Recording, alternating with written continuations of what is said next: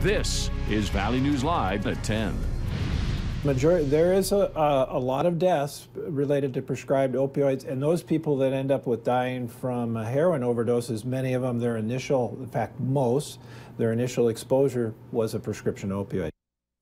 The opioid crisis we live with today is lethal. Overdose deaths involving prescription opioids have quadrupled since 1999. The president recently signed an order making the problem a national public health emergency. When it comes to blame, we could spend plenty of time pointing fingers. Instead, we choose to seek out alternatives being used here in the Valley that will likely have you asking questions of your physician the next time you need health care. 2 days after my wife died, no more morphine.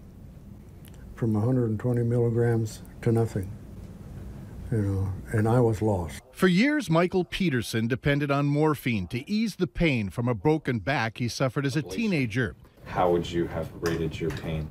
I would say 10 or 11. Over the years, the strength of his morphine grew to take care of the growing pain. Peterson says he never felt groggy or high, but some doctors told him he was addicted. A number of years back, I can recall where the push for physicians and from some external regulatory bodies is our patients should have zero pain.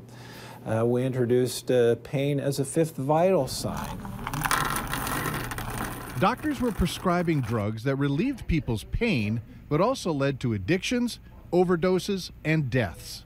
What we need to do is dig out of the hole and get better.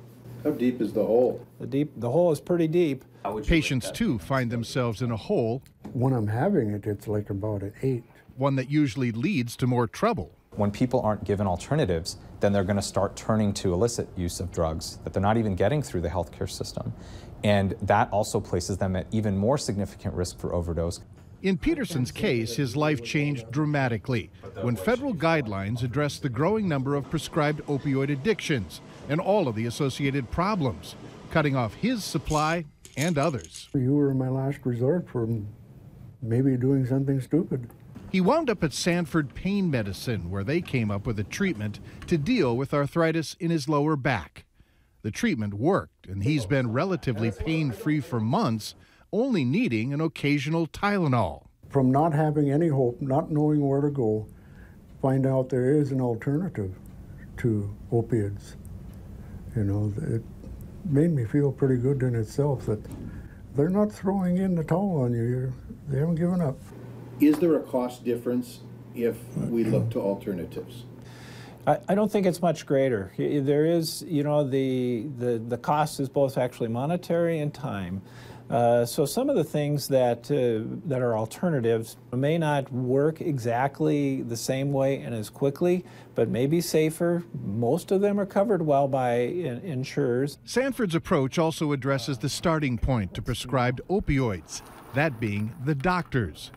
Griffin points to new numbers showing that in a year's time, there have been 33% less opioid tablets prescribed through Sanford. And, that accounts to hundreds of thousands of tablets. It's kind of astounding, actually. So that just kind of tells you how many of these things are out there. Dr. Griffin adds that they're calling for the percentage to go even higher. He admits that doctors prescribe far too many pills than what a patient may need, leading to unwanted stockpiles in medicine cabinets that usually wind up in the wrong hands. That's why you need to go through your cabinets and properly dispose of them at a take-back program. Now, when it comes to alternatives, there are several, including therapy, chiropractic acupuncture, exercise, even medical marijuana. That's a subject being debated by many on our Facebook page. You can join in on that conversation as well. Bottom line, the best advice in finding the right alternative is to ask your doctor.